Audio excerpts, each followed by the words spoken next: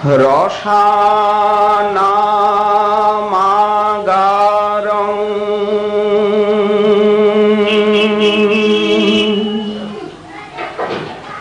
স্বজনগণ সর্বস্য মতুলম তদীয়ৈক প্রাণপতিম বসুধা জাহ্নবাপতিম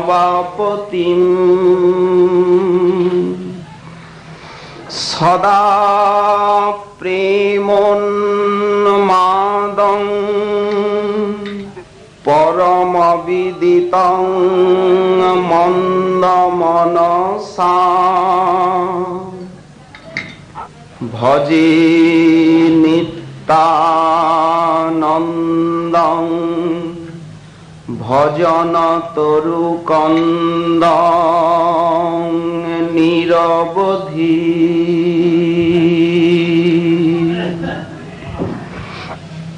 কলি পাবনাবতার প্রেম পুরুষোত্তম করুণা সিন্ধু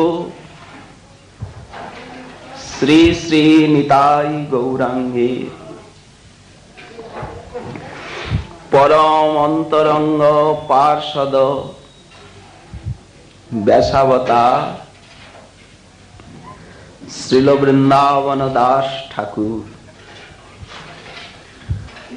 তার শ্রী শ্রী নিত্যানন্দাষ্টকে দ্বিতীয় সংখ্যক শ্লোকে শ্রী নিতাই চাঁদের মহামহিমা বর্ণন করতে গিয়ে বললেন, রসানামাগারং স্বজনগণ সর্বস্য মতুলম তদীয়ৈক প্রাণপতিম বসুধা জাহ্নবাপতিম সদা প্রেমোন্মাদং পরমবিদিতং মন্দমনসা ভজে নিত্যানন্দং ভজন তরুকন্দং নিরবধি। যিনি রসানাম আগারম নিখিল রসের আগার, ভক্তি রসে এবং স্বজনগণ সর্বস্বম সমস্ত গৌর ভক্তবৃন্দের যিনি সর্বস্ব ধন, অতুলম যার মহিমা বিশ্বে অতুলনীয়, যার কোনো তুলনা নেই, এবং যিনি প্রাণপ্রিয়া বসুধা জাহ্নবার পতি, বসুধা জাহ্নবাপতিম, এবং সদা প্রেমোন্মাদম সব সময় যিনি প্রেমোন্মাদী, প্রেমরস মদিরা পানে মত্ত, কিন্তু আশ্চর্যের বিষয় এই যে মন্দ মনসাম পরং অবিদিতম, এত এত মহিমা থাকতেও যারা মন্দমতি, তারা যে নিত্যানন্দকে বিদিত হতে পারে না।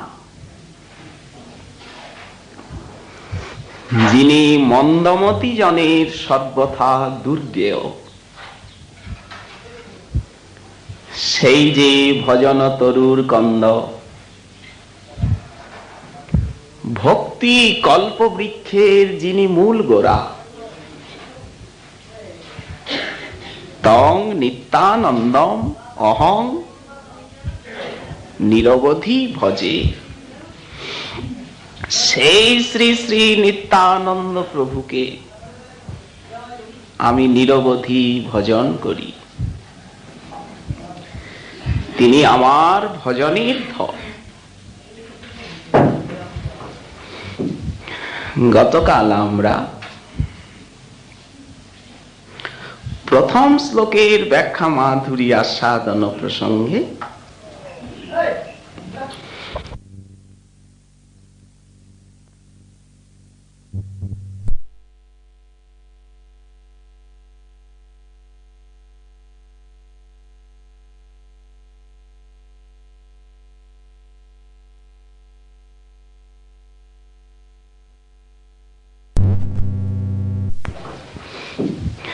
গতকাল আমরা প্রথম শ্লোকের ব্যাখ্যা মাধুরী আস্বাদন প্রসঙ্গে নিত্যানন্দ প্রভু যে কলিযুগে ভক্তি কল্পতরুর মূল গোড়া, তা যৎকিঞ্চিত বুঝতে চেষ্টা করেছি। মহাপ্রভু একথা বারবার স্বয়ং শ্রীমুখে প্রকাশ করেছেন। চৈতন্য ভাগবত খানি অধ্যয়ন যদি করা যায়, পাতায় পাতায় পাতায় পাতায় নিত্যানন্দ মহিমা ভরা। চৈতন্য ভাগবত অধ্যয়নে কেউ গৌর নিত্যানন্দ প্রেমে মত্ত না হয়ে পারবেন না।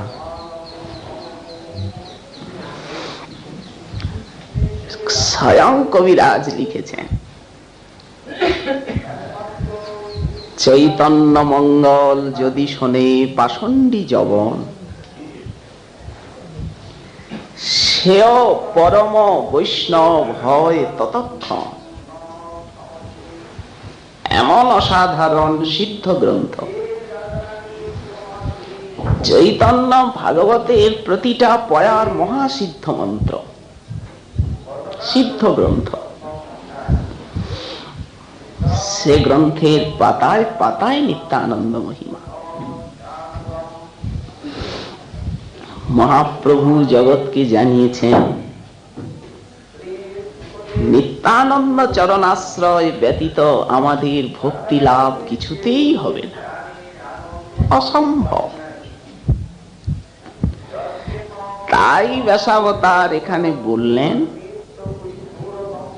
ভজন তরু কন্দম। ভক্তি বা ভজন রূপী বৃক্ষের মূল গোড়া। চৈতন্য চরিতামৃতেও কবিরাজ বললেন যে নিত্যানন্দ কৃপায় আমি সবকিছু পেয়েছি। আমি সাক্ষী দেব। জয় জয় নিত্যানন্দ নিত্যানন্দ রাম, হে নয়নাভিরাম প্রাণারাম নিত্যানন্দ রাম। আমি কি জানতাম বৃন্দাবন ধাম কাকে বলে? কি জানতাম? কি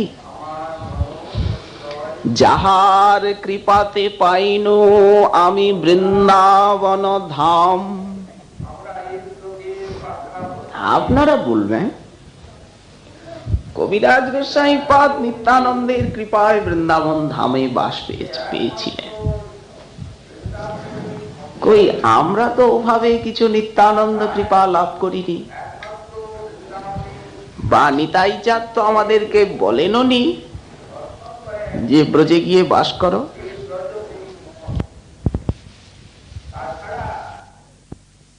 শ্রী গুরুদেব গুরু তত্ত্বটি ওই নিত্যানন্দ তত্ত্বের সঙ্গে অন্বিত। নিত্যানন্দই তো জগৎ গুরু। তো ব্যষ্টি গুরু রূপে প্রেরণা দিয়ে কৃপা করে নিত্যানন্দ তো আজও সকলকে ব্রজে পাঠাচ্ছেন। কার বলে বলি হয়ে আপনি বৃন্দাবনে এসেছেন? গুরু কৃপা বলে। সেই গুরুদেবের স্বরূপ কি? উনি তো নিতাই কিঙ্কর। ব্যষ্টি গুরু সেই জগৎ গুরুর অংশ বিভূতি, জগৎগুরু নিত্যানন্দ রাম। অতএব গুরু কৃপা তো নিতাই কৃপা। গুরুদেবের শ্রীমুখের বাণী নিত্যানন্দ বাণী। গুরুদেবের আদেশ সাক্ষাৎ নিত্যানন্দের আদেশ। যত গুরু মূর্তি সবই নিতাই চাঁদের কৃপার মূর্তি। এই অনুভূতি ব্যতীত গুরু ভক্তি হয় না। যত দেখো গুরু রূপ, হাজার হাজার লক্ষ লক্ষ কোটি কোটি জগৎব্যাপী, সব আমার প্রভু নিত্যানন্দ স্বরূপ। গুরু কৃপা নিত্যানন্দ কৃপা। এই জন্য আমাদেরকেও ব্রজেবাস নিতাই দিয়েছেন। জয় জয় নিত্যানন্দ, নিত্যানন্দ দয়াময়। গুরু কৃপা এমন এক অদ্ভুত অমৃত, সেই অমৃতের স্বাদ যারা পেয়েছেন, চেখেছেন সেই অমৃতকে, যারা গুরু কৃপা ধনে অমর হয়ে গেছেন, তারা বুঝবেন নিতাই কৃপার স্বাদ কত। কেন গুরু কৃপাই নিতাই কৃপা। এই জন্য নিতাই কৃপা মনে করলেই গুরু কৃপা সতত সাধকের মনে আসে। একই তো অভেদ। জয় জয় নিত্যানন্দ, নিত্যানন্দ দয়াময়। যাহার কৃপাতে পাইনু আমি রূপ সনাতনাশ্রয়। নিতাই চাঁদের কৃপাতেই আমরা পেলাম সাধুর আশ্রয়, ভক্ত সঙ্গ, সাধু সঙ্গ। গুরু কৃপার ফল রূপ সনাতনের আশ্রয় পেলাম। কেউ যদি বলেন কই আমরা তো রূপ সনাতনকে কোথায় পেয়েছি, বললেন ভুল বুঝবেন না। গ্রন্থরূপী রূপ সনাতনের সঙ্গ আপনারা পাননি, অস্বীকার করবেন? বাণীরূপী রূপ সনাতনের সঙ্গ কি আপনারা পাননি? ওই তো তাদের সঙ্গ। যাহার কৃপাতে পাইনু আমি রঘুনাথ দাস মহাশয়। আমরা যে রাধাকুণ্ড পেয়েছি, রঘুনাথ দাস গোস্বামী পাদের তপভূমি, তপস্থলী, অলৌকিক অচিন্ত মহাসিদ্ধ ভূমি, এই স্থান, এটা কার কৃপায়? ওই যে বলছেন কবিরাজ, যাহার কৃপাতে পাইনু রঘুনাথ দাস মহাশয়। ওখানের থেকে রাধাদাস্যটা পাবেন। ওই চিত্তে আছে রাধাদাস্য, রঘুনাথের ভাবে বিভাবিত। ওটাও নিতাই কৃপাতে হবে। যাহা হইতে পাইনু আমি স্বরূপ আশয়, নিগুড় গৌরাঙ্গ লীলা কেউ জানেন না, একমাত্র ভান্ডারী নিত্যানন্দ। গৌরাঙ্গকে তো এখানে বইছেন নিতাই। হনুমান যেমন রাম প্রেমে অধীর, দেখো জানো কিনা আমার হৃদয় জোড়া কিনা দেখো, তেমনি নিতাইয়ের বুক ভরা গৌরাঙ্গ। আমাদের দেখবার ক্ষমতা নেই, যদি কেউ দেখতে জানেন নিতাইয়ের বুকখানা তো দেখুন, বুক ভরা গৌর রায় খেলা করছে, গৌর লীলার ভান্ডার। তো নিত্যানন্দ কৃপাতেই তো গৌর লীলা গৌর ভক্তি লাভ হবে।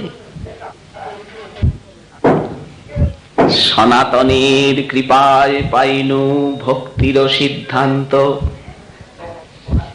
শ্রীরূপের কৃপায় পাইনু আমি ভক্তি রসপ্রান্ত। সব নিতাই কৃপারই ফল। এই জন্যই তো বলছেন ভজন তরুকন্দং নিত্যানন্দং নিরবধি ভজে। জয় জয় নিত্যানন্দ, নিত্যানন্দ চরণার বৃন্দ, যাহা হইতে পাইনু আমি শ্রী রাধা গোবিন্দ। হাতে ধরে নিতাই সেখানে পৌঁছে দিলেন। অনঙ্গ নিতাইয়ের কৃপায় সাধকের স্বরূপ লাভ, স্বরূপাবেশ। গুরুদেব যখন কৃপা করে সেই একাদশ ভাব সমন্বিত রাধা কিঙ্করী বপু আপনাকে জানালেন, আমরা বলেছি ব্যষ্টি গুরু নিত্যানন্দেরই স্বরূপ, তাহলে আপনাকে রাধা কিঙ্করী স্বরূপটা দিল কে? কে দিল? নিত্যানন্দ। দেহাভিমান নষ্ট করলেন, আছিনু মায়ার কীট আমার বড়ই লাগিত মিট। জানতাম কি ভক্তি কাকে বলে, ভক্ত কাকে বলে, ধাম কাকে বলে, সদাচার কাকে বলে। অন্ধ ছিলাম, অকাট মুখ্যু। কে জানালেন? নিতাই। হাতে ধরে পৌঁছে দিলেন। করিতু গরল পান, হাত থেকে ছিনিয়ে নিলেন। বিষ খাচ্ছ? দাও, নাও অমৃতের পেয়ালা। আমি করিতু গরল পান, আমার সেভেল ডাহিন বাম। স্বভাবটা বদলে দিলেন। কৃষ্ণদাস জীব মায়ার দাস হয়ে বিষয় রসের করছিল এতদিন সেবা। গুরু নিত্যানন্দ জানিয়ে দিলেন, তুমি চৈতন্য কিঙ্কর, শ্রীকৃষ্ণ চৈতন্য প্রভুর তুমি দাসের অনুদাস। কে জানালেন? গুরু নিতাই। কেমন নিতাই কৃপা বিস্তৃত দেখুন। সূর্যের কিরণ যেমন বিস্তৃত, সারা পৃথিবী ব্যাপী সূর্যের কিরণ, কি বিশাল প্রভাব। তেমনি সারা অনন্ত ব্রহ্মাণ্ড ব্যাপী অনন্ত কোটি জীবের উপর নিত্যানন্দের সুদূর প্রসারী কৃপা।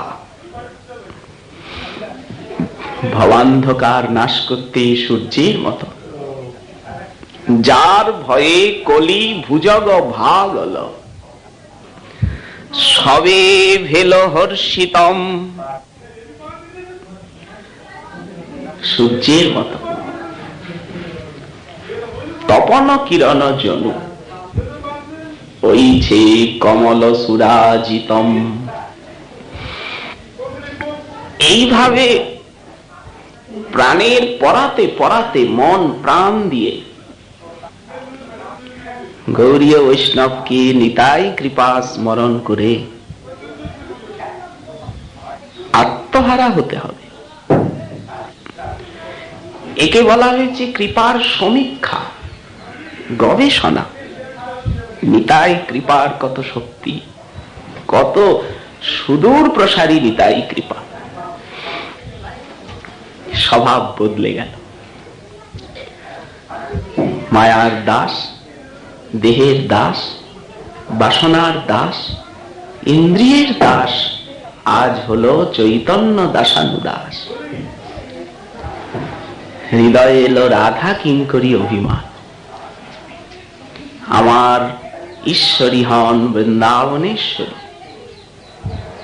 সেইভাবে হলেন চিত্তমন গদগদ।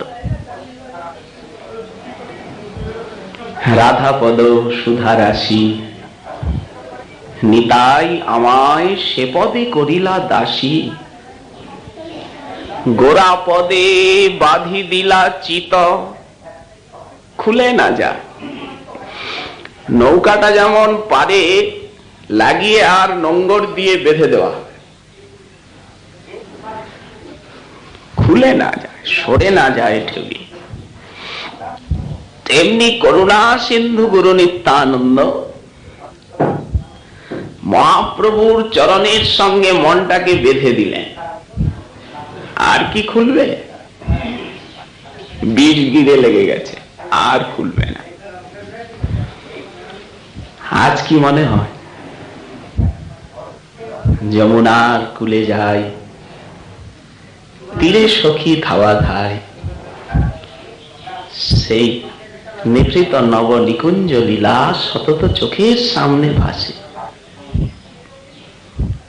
মধুর মধুর বৃন্দা বিপিন মাধুরী, নিতাই কৃপা।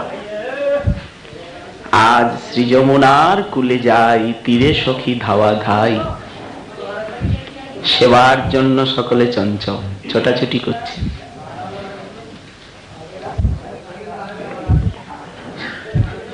শ্রী যমুনার কুলে যাই, তীরে সখী ধাওয়া ধাই। রাই কানু বিলসয়ে সুখে, এ বিরহাম্বির হিয়া। বিরহাম্বিরের পদ এটি। ব্রজপুর সদা ধেয়া, যাহা অলি উড়ে লাখে লাখে। নিতাই কৃপা কতদূর পৌঁছে দিল জীবকে। এই জন্য কৃষ্ণদাস কবিরাজ সাইপাদ বললেন, জয় জয় নিত্যানন্দ নিত্যানন্দ চরণার বৃন্দ। যাহার কৃপাতে পাইনু আমি শ্রী রাধা গোবিন্দ। বৃন্দাবনের সেই যোগপীঠে কল্পতরু তলে সাক্ষাৎ রাধা গোবিন্দ দেব বিরাজমান। রাজ সেবা, নিত্যানন্দ কৃপায় সব মনের আশা পূর্ণ হল। শুধু কি তাই, বৈষ্ণবের কৃপা পেলাম। বৃন্দাবনবাসী যত বৈষ্ণব মণ্ডল, কৃষ্ণ নাম পরায়ণ পরম মঙ্গল, সেই সব বৈষ্ণবের পদরেণু পদ ছায়া কৃপা করি দিলাম রে। কে দিলেন বৈষ্ণব সঙ্গ? বৈষ্ণবের চরণ রেণু। কে দিলেন বৈষ্ণবের আশীর্বাদ? কৃপা করি দিলাম রে নিত্যানন্দ দয়া। এত কৃপা করলেন কেন? জগাই মাধাই হইতে মুই সে পাপিষ্ঠ, নরকের কীট হইতে মুই সে লঘিষ্ঠ। আসলে উনি নন, মাদৃশ জীব। কোটি অজামিলের থেকেও অপরাধী। অজামিলের তো এক নামাভাসে নিস্তার হয়েছিল, লক্ষ লক্ষ নাম নিয়েও আমার চিত্ত শুদ্ধ হলো না, পাথর পাথরই রয়ে গেল। কোটি অজামিল সম, কিন্তু উপায় কি? জগাই মাধাই হইতে মুই সে পাপিষ্ঠ, নরকের কীট হইতে মুই সে লঘিষ্ঠ। মোর নাম লয় যে তার পুণ্য ক্ষয়, মোর নাম শোনে যে তার পাপ হয় অমঙ্গল। যে আমার মুখটা দেখবে তার অমঙ্গল হবে। এমন নিঘৃণ্য মোরে কেবা দয়া করে, আমি কার দুয়ারে যাব? কে আমায় আশ্রয় দেবেন? একলা নিত্যানন্দ বিনু জগত ভিতরে। কলিযুগের জীবের উদ্ধারের আর দ্বিতীয় ঠাকুর নেই নিত্যানন্দ ছাড়া। প্রেমে মত্ত নিত্যানন্দ কৃপা অবতার, প্রেম ঘন মূরতি, মূর্তিমান কৃপা। কোটি জননীর কোন ছাড় নিতাই কৃপার কাছে। উদারতায় দিবিশদ বৃক্ষেন্দু চিন্তামণিম, বৃন্দং ব্রহ্ম সুখঞ্চ সুন্দরতয়া কন্দর্প বৃন্দং। কেমন নিত্যানন্দের কৃপা! বললেন উদারতায় কোটি কোটি কল্পতরু, চিন্তামণি কামধেনু, স্নেহে কোটি কোটি জননী। কোটি জননী কোর্ছা অতে প্রেমে মত্ত নিত্যানন্দ কৃপা অবতার। উত্তম অধম কিছু না করে বিচার। গঙ্গা বয়ে যাচ্ছে, গঙ্গা কি উত্তম অধম বিচার করে? কখনো করে না। সামনে যা পড়বে ভাসিয়ে নিয়ে চলে যাবে সাগরে। তেমনি নিতাই কৃপা নির্বিচারে। মহাপ্রভু কৃপা করছেন তাও বিচার করে। ওই তো অপরাধীকে দেবেন না উনি, মাকেও বললেন দেব না, অদ্বৈত চরণে অপরাধ আছে, উনিও বিচার করছেন। জগাই মাধাইয়ের বেলায় উনিও বিচার করলেন। তারা সেই দুই ব্রহ্মদৈত্য যদি এখানে আসে, চক্র দিয়ে খান খান করব। দাঁড়াও ভক্ত, দাঁড়াও। কি তুমি গোসাই গোসাই করো, বুঝবো কেমন গোসাই। তোমার জন্মভূমিতে আর এই নদিয়া নগরীতে অত বড় দুটো পাষণ্ডী থাকবে, আর তুমি গোসাই হবে? মহাপ্রভুকে পর্যন্ত এই প্রকার বলতে পারেন কে? নিরঙ্কুশ নিত্যানন্দ কৃপা। গঙ্গা বয়ে যাচ্ছে, উত্তম অধম কিছু না করে বিচার। সব ভগবৎ স্বরূপ বিচার করেন, গোবিন্দ বিচার করেন। কই কংসকে তো প্রেম দেননি, কই অঘবক তৃণাবর্তকে তো প্রেম ভক্তি দেননি, কই কুরুক্ষেত্রের যুদ্ধে 18 অক্ষয়িনী সেনাকে মুক্তি তো দিয়েছেন, কিন্তু প্রেম তো দেননি। মহাপ্রভু বিচার করছেন। বহিরঙ্গ দেখলে নিজেকে সম্বরণ করে নিচ্ছেন। ওই তো চাপাল গোপালের বিচার করলেন, দেবকী নন্দনের বিচার করলেন। বললেন না, বৈষ্ণব নিন্দনে তোমার এতেক দুর্গতি, বৈষ্ণব বন্দনা করি শুদ্ধ কর মতি। শ্রীবাসের কাছে অপরাধ হয়েছে, যাও, আমি কিছু করতে পারব। উনিও বিচার করছেন। কিন্তু একজনই আছেন, তিনি হচ্ছেন প্রভু নিত্যানন্দ। যার কৃপার দরজায় পাত্র অপাত্র অপরাধী নিরপরাধী ভালো মন্দ কোনো বিচার নেই, উনি একমাত্র। কি দেখালেন? কোটি কোটি জগাই মাধাইয়ের তুল্য অপরাধীকে উদ্ধার করতে প্রয়োজন হলে আমি আমার মস্তকের তপ্ত রক্ত দেব, তাজা রক্ত দেব। রক্ত প্রেমে মত্ত নিত্যানন্দ কৃপা অবতার, উত্তম অধম কিছু না করে বিচার। এই জন্যই ভজন তরু কন্দম, সন্মুখে যে পরয়ে তারে করয়ে নিস্তার। গঙ্গা যা পড়বে তাই ভাসিয়ে নেবে। হতৈব নিস্তারিলা আমা হেন দুরাচার। কবিরাজ গোসাইপাদের বাণী। ভজন তরু কন্দম। নিরবধি অহং ভজে। আমি সতত সেই নিতাই কৃপাকে চিন্তা করি, তাকেই স্মরণ করি, তারই গুণগান করি। ভজে এই পদের এই অর্থ। এখন দ্বিতীয় শ্লোকে এসে বলছেন রসানাম আগারম।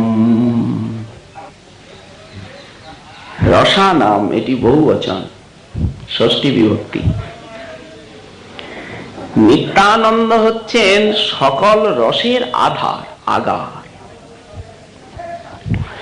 যেমন পৃথিবীর যত জল আছে, খালের জল, বিলের জল, নদীর জল, বৃষ্টির জল, কলের জল, নর্দমার জল, সব জলের আগার কে? সমুদ্র। ওখানেই সব যাচ্ছে। এই জন্য সমুদ্রকে বলে জলনিধি, বারিধি, জলধি, উদধি, এইসব সমুদ্রের নাম। তো যত ভক্তি রস, যত বলতে বললেন এই দাস্য সখ্য বাৎসল্য মধু, মুখ্য চতুর্বিধ ভক্তি রস। শান্ত একটা আছে, শান্তের স্বভাব কৃষ্ণে মমতা গন্ধহীন, পরব্রহ্ম পরমাত্মা জ্ঞান প্রবীণ। জ্ঞান মিশ্রা ভক্তিটি হচ্ছে শান্ত ভক্তি। ওটাকে ধরতেও পারেন, নাও পারেন। দাস্য ভক্তির থেকেই ভক্তির গণনা, কারণ শান্ত ভক্তিতে সেবা নেই। তো এই যে চতুর্বিধা ভক্তি রস, ইদানিং কলিযুগে নিত্যানন্দ চতুর্বিধ ভক্তি রসের গুরু, রসের সাগর, সকল রসের গুরু নিতাই। যে যা চায় আরে তাই দেয়, ওগো সে যে বাঞ্ছা কল্পতরু। নিত্যানন্দ সকল ভক্তি রসের সাগর, দাস্য ভক্তি, সখ্য ভক্তি, বাৎসল্য ভক্তি, মধুর ভক্তি। আমরা নিত্যানন্দে এই লীলায় চতুর্বিধ ভাবই দেখতে পাই। ইনি তো ব্রজের বলদেব, কারণ মহাপ্রভু স্তুতি করলেন সেই নিত্যানন্দ তুমি রাম মূর্তিমন্ত, তুমি মূর্তিমন্ত রাম, রোহিণী নন্দন। তো ব্রজলীলা বলদেবের আমরা কি ভাব দেখি? বলদেব চন্দ্রে শ্রীকৃষ্ণের প্রতি বাৎসল্য ভাব। বড় দাদা তো, কৃষ্ণ ছোট, এই জন্য বাৎসল্য ভাব, তারণ ভৎসন আছে। শাসন করেন গোবিন্দকে, অন্যায় করলে, দুষ্টুমি করলে দাদা। সঙ্গে সঙ্গে একসঙ্গে খেলা করেন, দুই ভাই, সখ্য ভাবও আছে। অতএব বলদেবের ভাবটি হচ্ছে বাৎসল্য মিশ্র সখ্য বা সখ্য মিশ্র বাৎসল্য। কিন্তু দাস্যভাব বলদেবে কোথায়? বললেন দাস্যভাব ছাড়া ভক্তি হবেই না, কারণ শ্রীকৃষ্ণ হচ্ছেন মূল স্বয়ং স্বতন্ত্র তত্ত্ব, অখণ্ড অদ্বয় তত্ত্ব কিন্তু শ্রীকৃষ্ণ, আর সব তার সেবক পরিকর। অতএব দাস্যভাবটা না হলে ভক্তি সিদ্ধি হবে না। তো বলরামের দাসভাব, বললেন হ্যাঁ প্রমাণ আছে। এই ব্রহ্মমোহন লীলা যখন 1 বৎসর পূর্ণ হতে 2-4 দিন বাকি, সেই গিরিরাজের নিম্নে শ্রীকৃষ্ণ সখাগণ সঙ্গে বৎসচারণ করছেন। একটা সঘন কদম্ব বৃক্ষের তলায় বলদেব ভাই কানাইয়ের স্কন্ধে হস্তন্যাস করে আর দাঁড়িয়ে আছেন। দেখছেন গিরিরাজের সুষমা সবুজ ঘাসের মাঠ, যতদূর দৃষ্টি যায় সবুজ ঘাসে ঘাসে ভরা, ছবির মতো বৎসগুলি চলে বেড়াচ্ছে আনন্দে। বৃক্ষ তলে তলে, ফুলের বনে বনে রাখালগণ খেলা খেলছে, মহান বেনু বাজছে। ঘাসের বনে ধেনু চরে, আর ফুলের বনে ভুবন মোহন বেনু বাজে। সেই গিরিরাজের শৃঙ্গের বড় বড় গাভীগণকে চড়াচ্ছিলেন গোপগণ। হঠাৎ তাদের চোখে যখন বৎসগণ পড়ল, তখন এমন বেগে তারা ছুটে গেল যে কিছুতেই লঘুর হস্তে নিয়ে লঘুর আঘাত করে ও গাভীগুলিকে সামলাতে পারলেন না বয়স্ক গোপগণ। তারাও ছুটে ছুটে নামলেন। বলদেব দৃশ্যটা দেখছেন, কৃষ্ণ সামনে আছেন, সব বৃদ্ধ গোপগণ ছুটে এসে নিজ নিজ পুত্রকে কোলে নিয়ে আনন্দে আত্মহারা, কৃষ্ণের দিকে দৃষ্টিই নাই। আর এই বাছুরগুলি অনেক দিন দুধ ছেড়ে দিয়েছে, ওদের সঙ্গে ছোট ছোট বাছুরও আছে, অথচ বয়স্ক বৎসতরগুলিকে সেই গাভীগণ এমন ভাবে লেহন করছে যেন গিলে খেতে চায়। বলদেব আশ্চর্য হলে সহসা জ্ঞান চক্ষে দেখছেন সবই কৃষ্ণ। এতদিন তো উনি বুঝতে পারেননি, জ্ঞান দৃষ্টি দিয়ে যখন দেখছেন বয়ুনে নচ, তখন দেখছেন সব কৃষ্ণ। বিস্মিত হলে, পাশেই তো কৃষ্ণ, ওনার কাঁধেই তো হাত দিয়ে আছেন। গলা জড়িয়ে ধরে বললেন, ভাই ব্যাপারটা বুঝতে পারছি না, ওরে এমন দেখছি কেন? কে অংবা কুত আয়াতা দৈবিবা নার্যতা সুরি প্রায় মায়াস্তুমে ভর্তু নান্যামেপি বিমোহিনী। ভাইরে কার মায়া আমাকে মোহিত করতে পারে? এ কি অসুরের মায়া? না। এ কি মানবের মায়া? না। আমার উপরে প্রভাব? এ কি দেবতার মায়া? না। আমি না বলদেব? তাহলে আমার ভর্তা, আমার প্রভু কৃষ্ণেরই মায়া। বলেন, এই দেখুন বলরামের দাস ভাব ফুটে উঠল। এখন দাস্য, তাই বললেন ওই যে ভর্তু শব্দটা, প্রায় মায়াস তুমি ভর্তু। কৃষ্ণ সব বুঝিয়ে দিলেন, দাদা ঘটনাটা এই ঘটেছিল। ও আমাকে বলিসনি কেন? এক গাল চুমু খেলেন। রে কানাই, চিবুকটা ধরলেন, তুই আমাকে এত সব জানাসনি, তুই সব হয়ে আছিস। ছি ছি ছি, যে সখাগণ তোকে ক্ষণকাল না দেখলে প্রাণে মরে, তারা কই? তুই এতদিন তাদেরকে ছেড়ে কিভাবে আছিস বল? আর তারাই বা তোকে ছেড়ে কি বেঁচে আছে প্রাণে? বলদেব গদগদ হয়ে গেছে।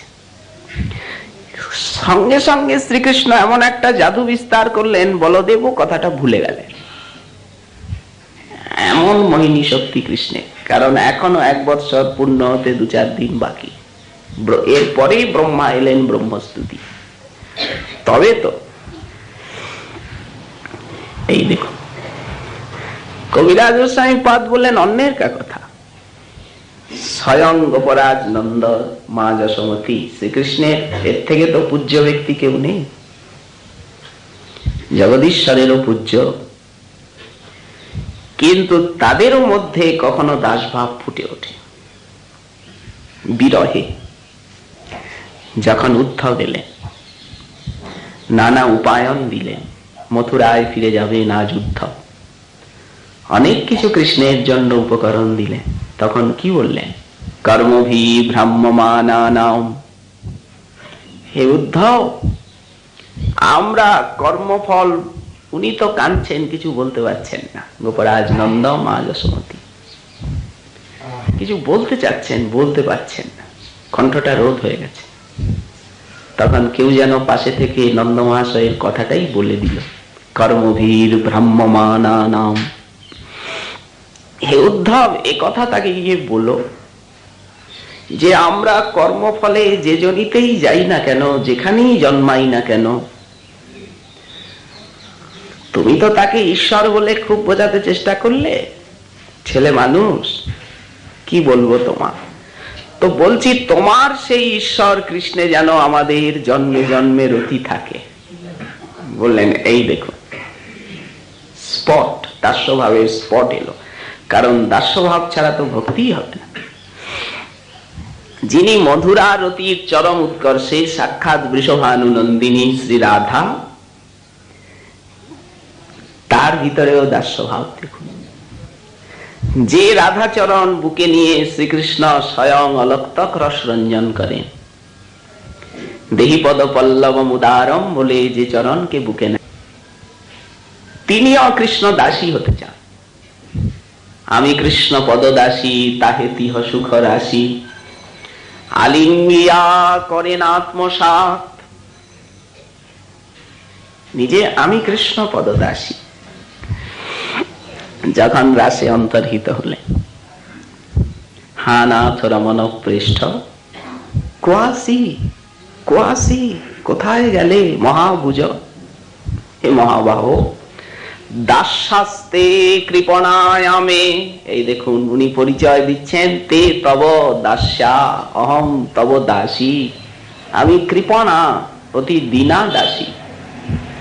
সখে দর্শয় সন্নিধিম, মূর্ছিত হয়ে পড়ে গেলেন। তো উনি আপনার নিজেকে কৃষ্ণ দাসী বলে পরিচয় দেন। রাধারানী, আমরা বললাম দাস্য ভাব ছাড়া ভক্তিই হবে না, কারণ সেবাটা তো দাসী করবে।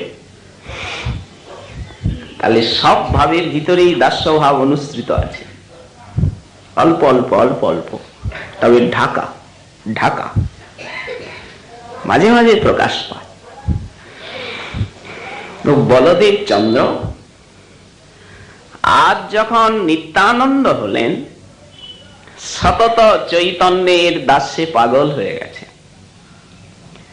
গৌরাঙ্গের দাস মুই, গৌরাঙ্গের দাস। অবধূত গোসাই এই বলে নদিয়া নগরীতে ঘুরে বেড়াচ্ছে, দিগম্বর হয়ে, প্রায় দিগম্বর হয়ে যান, ভাবের আবেশে কাপড়খানা খুলে আর মাথায় বেঁধে নেন, আর ওই কথা বলতে বলতে ঘুরে। নিমাই পণ্ডিত নদিয়ার প্রভু মোর। কেউ যদি পরিচয় জিজ্ঞাসা করেন, বলেন নদিয়ার নিমাই পণ্ডিত আমার প্রভু। সারা জীবনই কথা বলেছেন তিনি, আমি শ্রীকৃষ্ণ চৈতন্য দাস। আর গৌরলীলায় দেখা যায় দাসভাবেরই প্রাধান্য। নিত্যানন্দ, অদ্বৈত সকল পার্শ্বদেরই দাসভাবের প্রাধান্য। কারণ মহাপ্রভুকে সকলে ভয় পান। যেমন ব্রজে সখাগণ ব্যবহার করছেন কৃষ্ণের সঙ্গে, সখীগণ ব্যবহার করছেন, মহান্তগণ তো সেই সখা সখী, কিন্তু সেই ব্যবহারটা গৌরলীলায় নেই। গৌরলীলায় তো প্রচন্ড মর্যাদা, মহাপ্রভুকে সকল ভক্তগণ অত্যন্ত মর্যাদা দিচ্ছেন, দাস ভাব সতত। কি অদ্বৈত গোসাই, কি নিত্যানন্দ প্রভু, ভয় আছে মহাপ্রভুর অনুশাসনের প্রতি। এই জন্য সতত নিত্যানন্দে দাস্য ভাব। সখ্য আছে কি বলবো, আমরা বলবো হ্যাঁ সখ্যও আছে। যখন দুই ভাই সংকীর্তনে নৃত্য করে তখন সখ্যরস প্রকাশ পায়। সানুভবানন্দে নাচে প্রভু দুইজন, সেই দিনই বোঝা গেল, সব ভাবগুলো সেই দিনই একে একে পরিষ্কার হলো। যেদিন নন্দনাচার্যের গৃহে প্রথম মিলন, দুই ভাই একসঙ্গে নন্দনের অঙ্গনে কীর্তন আরম্ভ করলেন প্রথম, সেইখানে ব্যাসাবতার লিখছেন সানুভবানন্দে নাচে প্রভু দুইজন, আপন ভাবে নৃত্য করছে, ক্ষণে কোলাকুলি করে। এই দেখুন সখ্যভাব, কোলাকুলিটা সখ্যভাবেই হয়। নিতাই গিয়ে ছুটে গৌরাঙ্গকে জড়িয়ে ধরছে, অনঙ্গ নিতাই, আর মহাপ্রভু নিত্যানন্দকে আলিঙ্গন করছে। এই যে সখ্যভাব, ক্ষণে কোলাকুলি করে করয়ে ক্রন্দন। আবার দেখুন, দোহার চরণ দোহে ধরিবারে যায়, নিত্যানন্দ প্রভু মহাপ্রভুর চরণ ধরতে যাচ্ছে, নৃত্য চলছে, নৃত্যের মধ্যে এত কীর্তি, কিন্তু পরম চতুর দোহে কেহ নাহি পায়। উভয় উভয়ের চরণ ধুলি নিতে যান, কিন্তু কেউ কাউকে ধরতে পারছেন না, উভয়ে পরম চতুর। এই দেখুন সখ্যভাব। কখনো হাস পরিহাসও চলে, মহাপ্রভু জিজ্ঞাসা করেন এক, উনি উত্তর দেন আরেক, প্রভু বলেন এক, উনি বলেন আরেক। সখ্যভাব। আচ্ছা, বাৎসল্য ভাব বললেন, বাৎসল্য ভাব ও নিত্যানন্দে প্রকটিত। এই জন্য যেমন শ্রীকৃষ্ণকে রক্ষার ভার মা যশোমতী বলরামের হাতে দিয়েছিলেন, তেমনি সচিমা নিমাইকে রক্ষার ভার দিয়েছেন নিতাইয়ের হাতে। এছাড়াও দণ্ডটা কে ভাঙতে পারে? এত মূল্যবান জিনিস, সন্ন্যাসীর দণ্ড, মন্ত্রপুত গুরু দত্ত। নিত্যানন্দ প্রভু হাসতে হাসতে অবহেলা ক্রমে দণ্ডটা ভেঙে ফেলে দিলেন। কেন ভাঙলেন? কি বললেন? জগদানন্দ দণ্ড দিয়ে ভিক্ষা করতে গিয়েছিলেন, মহাপ্রভু গেছেন স্নানে, আর ভার্গী নদী নীলাচলের থেকে কাছে, কপতেশ্বর মহাদেব নীলাচলের অল্প দূরে, পাশেই ভার্গী নদী, সেইখানের ঘটনা। দণ্ডভঙ্গ লীলাস্থলী এখনো আছে। নিতাই চাঁদ দণ্ডের সঙ্গে কথা বলছেন, ওহে দণ্ড, আমি যারে সতত বহিয়ে হৃদয়ে, যাকে সবসময় হৃদয়ে বহন করি, তাও ভয় লাগে, তাও ভয় পায়, আর সে তোমারই বহিবেক হস্তে, এ তো যুক্ত নহে, সে তোমায় বইবে। দণ্ডকে বুকে লাগিয়ে দণ্ডের সঙ্গে আপন মনে কত কথা বলছে। হঠাৎ কি ভাবের আবেশ এলো, তোমাকে রাখবই না। আর কলিযুগে কি দণ্ড আছে? এ যুগে দণ্ডটা লাগবে কিসে?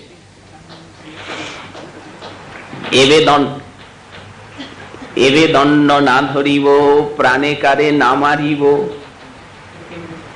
অন্যান্য যুগে ভগবান দণ্ড দেন ঠিকই, কিন্তু এবার তো কাউকে দণ্ড দেবেন না। চিত্ত শুদ্ধি করিব সবার, এই অবতারে অস্ত্রেরও কাজ নেই আর দণ্ডেরও কাজ নেই। এই জন্য দণ্ডটা ভেঙে ফেলে দিলেন নিত্যানন্দ প্রভু। এটা স্নেহে, মহাপ্রভুর প্রতি অশেষ স্নেহ। তুমি হাতে করে এই বাঁশের দণ্ডখানা বইবে, আহ দেখে কত কষ্ট। এটা বাৎসল্যেরই। নিত্যানন্দ প্রভুর, মহাপ্রভুর উপরে যে কত স্নেহ বৎসলতা, তারই প্রমাণ এই দণ্ডভঙ্গ লীলা। এই জন্য কবিরাজ সাহিপাদ লিখেছেন, দণ্ডভঙ্গ লীলা এই পরম গম্ভীর, সেই বোঝে দুহার পদে ভক্তি যার ধীর। যিনি অনন্যভাবে নিতাই চৈতন্য চরণে শরণাগত, তিনি একমাত্র এই রহস্যপূর্ণ দণ্ডভঙ্গ লীলা বর্ণন বুঝতে পারবেন। মহাপ্রভু শেষে কি বললেন? শেষে যখন বললেন, দেখো নিত্যানন্দ, তুমি বারবার বারবার আমাকে এভাবে নাচাচ্ছ। প্রভু তো রেগে গেলেন। যখন জগদানন্দকে এসে জিজ্ঞাসা করলেন, জগদানন্দ তুমি কার সঙ্গে পথে কন্দল করেছিলে? জগদানন্দ তো রেগে গড় হয়ে আর গোসাইয়ের সামনে নিয়ে দণ্ডটা ফেলে দিল।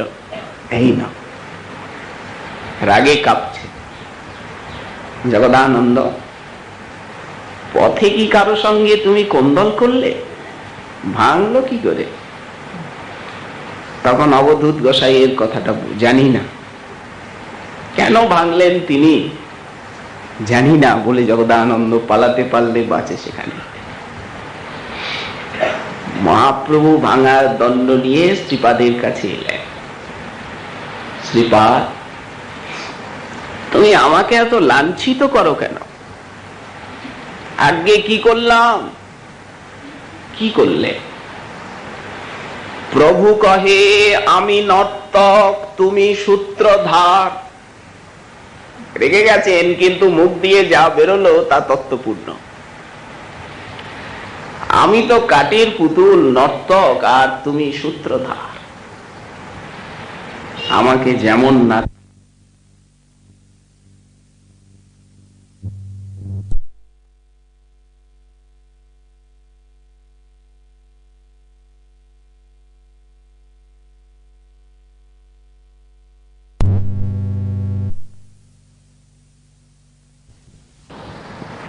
আমাকে যেমন নাচাও তেমনি নাচি। জয়ীছে নাচাও তুমি, তৈছে নর্তন আমার। রাগের মুখে বললেন নিত্যানন্দ মহিমা প্রভু, আমি তো কাঠের পুতুল, তুমি তো সূত্র তো তোমার হাতে। এত লাঞ্ছনায় ফেললে কেন আমায়? সন্ন্যাস নিয়ে আমি নীলাচলে যাব, তুমি মিথ্যে কথা বলে আমায় ভুলিয়ে অদ্বৈত ভবনে নিয়ে এলে। বুঝেছি, তোমার ইচ্ছা ছিল আমাকে নবদ্বীপেই রাখা, সেটা পারোনি, মনের স্বাদ মেটেনি তোমার।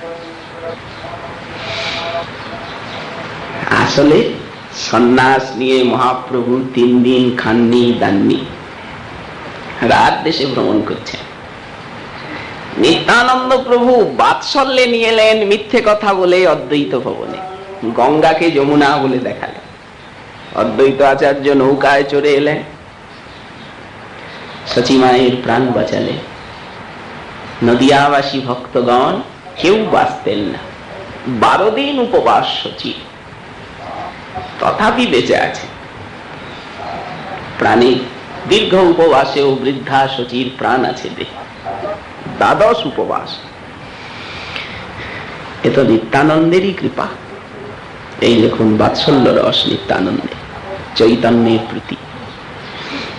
সেইটাই মহাপ্রভু ছলে বলছে, জগদানন্দ চায় আমায় বিষয়ে ভুঞ্জাইতে।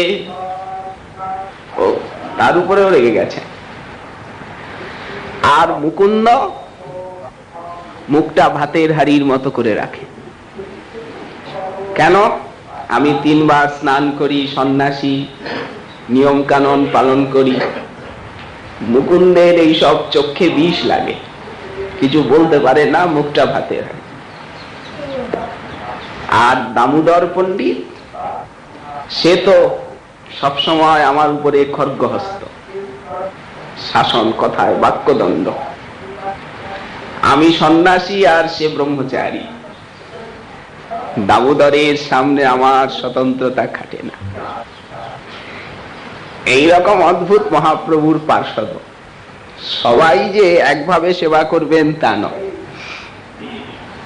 জগদানন্দ কুন্দল করে সেবা করেন, দামোদর শাসন করে সেবা করেন, কেউ চোখ রাঙিয়ে সেবা করেন। মহাপ্রভুরকে সব মেনে নিতে হয়, কারণ 5 রকম নিয়ে চলতে হবে, উপায় নেই। যে যে ভক্তের যে যে প্রেমে অধীন, দোষচ্ছলে প্রভু তা আস্বাদন করেন সময়ে সময়ে। এই বাৎসল্য। আচ্ছা, মধুর ভাব নিত্যানন্দে কই? নিত্যানন্দ যদি বলরাম হন, তো বলরামে তো মধুর ভাব রসবিরোধ। বাৎসল্যের সঙ্গে মধুর ভাবের তো কোনো সম্পর্ক নেই, ওটা তো বিরোধ পরস্পর। বললেন, হ্যাঁ, বলরাম রূপে মধুর রসে ব্রজলীলায় আমরা কোনো সেবা দেখতে পাই না। দাদা তো উনি, সেখানে যাবেন কিভাবে? তখন নিত্যানন্দ শক্তি মা জাহ্নবা, উনি অনঙ্গ মঞ্জরী, শক্তি শক্তিমান অভেদ। নিত্যানন্দ অনঙ্গ মঞ্জরীর মাধ্যমে আস্বাদন করলেন যুগল সেবারস। ওটা বলরাম অভিমানে হবে না, কিন্তু বলরাম যখন নিত্যানন্দ হয়ে নেমে এলেন, তখন অনঙ্গ মঞ্জরীর ভাবে আস্বাদন করলেন যুগল সেবারস, মধুর রসের ভূমি। অতএব নিত্যানন্দে মধুর রসেরও অভাব। উনি তো দান করলেন, তো রাধাদাস্য তো দান করলেন নিত্যানন্দ। তো যদি নিজে আস্বাদন না করা যায় যে জিনিসটা, সে জিনিসটা দান হয়? এই জন্য অনঙ্গ মঞ্জরী রাধার মাধুরী নিতাই নিতুষে সেবে, ওখানেও চলে গেলেন, বাসনা মিটে না। সখী সখাত বলদেবে কতভাবে সেবা করলেন। এই জন্যই ব্যাসাবতার বললেন, গোপীগণের যেই প্রেম কহে ভাগবতে, একলা নিত্যানন্দ হইতে পাইবে জগতে। উনি এইবার গোপী প্রেম বিতরণ করছেন, ওটা বলরাম স্বরূপে হবে না। বলরাম গোপী প্রেম কিভাবে বিতরণ করবে? এই অনঙ্গ নিতাই।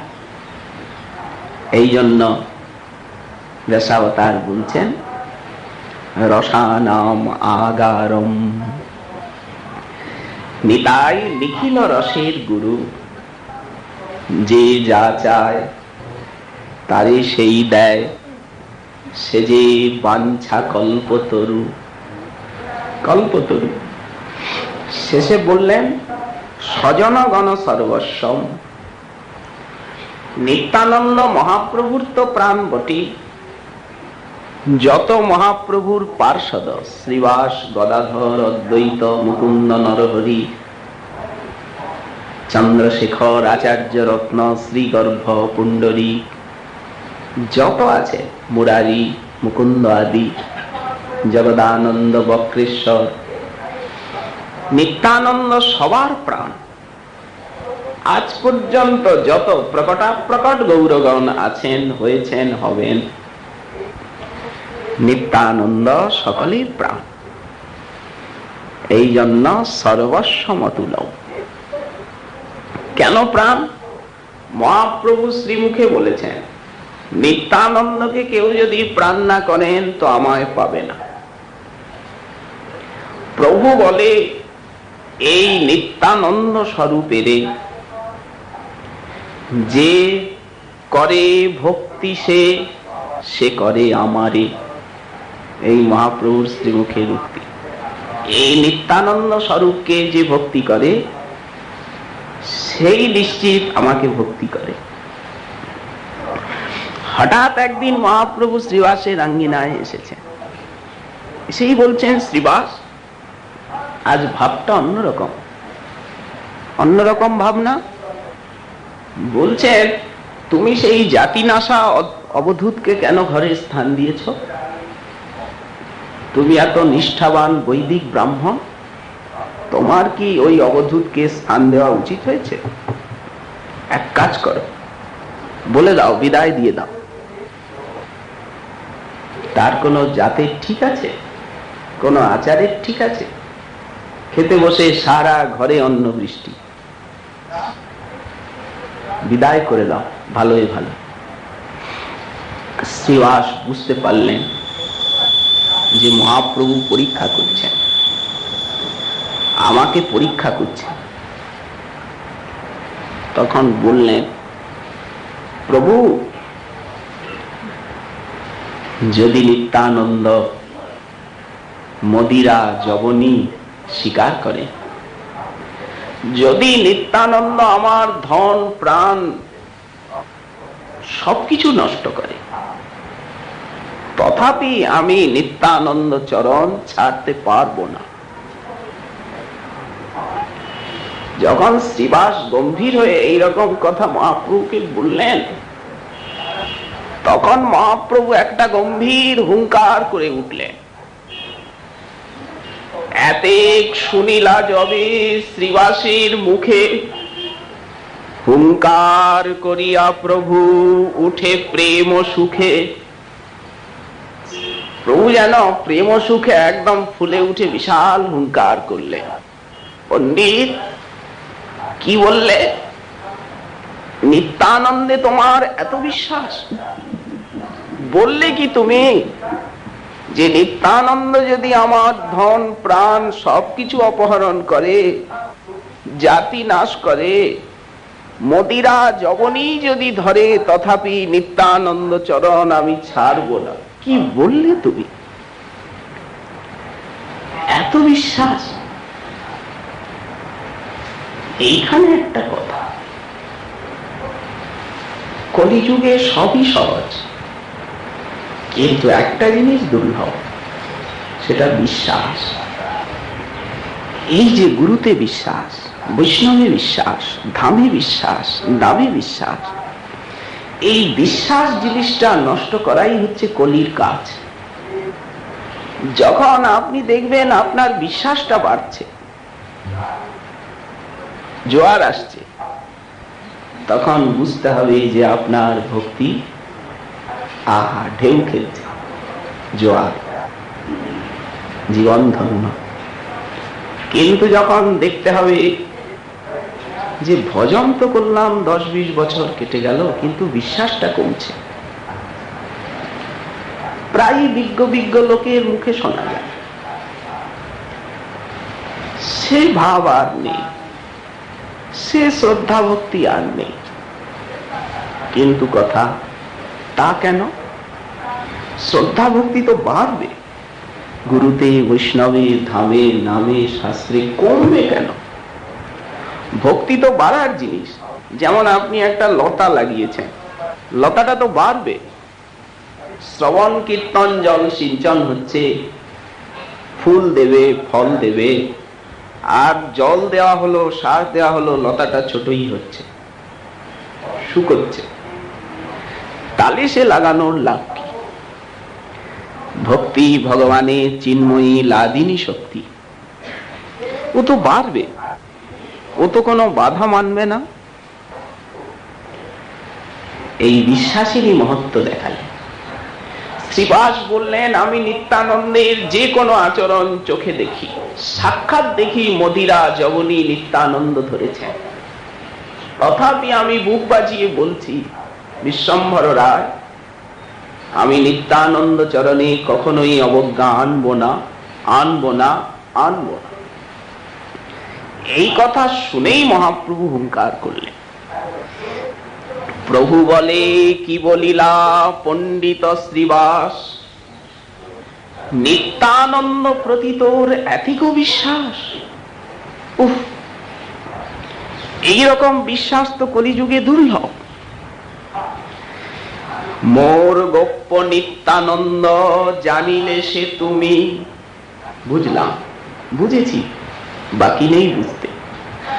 আমার দ্বিতীয় বিগ্রহ অতি গোপনীয় নিত্যানন্দকে তুমি জেনে নিয়েছ। তোমারই সন্তুষ্ট হইয়া বর দিব আমি। প্রভু বর দিতে আরম্ভ করলেন। লক্ষ্মী যদি ভিক্ষা করে নগরে নগরে, প্রথম বর, তথাপি দারিদ্র তোমার নহিবে কভু ঘরে। শোনা যায় শ্রীবাসের পরিবার খুব বড় ছিল, 5 ভাই। তোমার কখনো লক্ষ্মী ঘরে বাধা থাকবে। তোমার গৃহের কুকুর বিড়ালকে পর্যন্ত আমি ধন্য কৃতার্থ করব, দায়িত্ব নিলাম।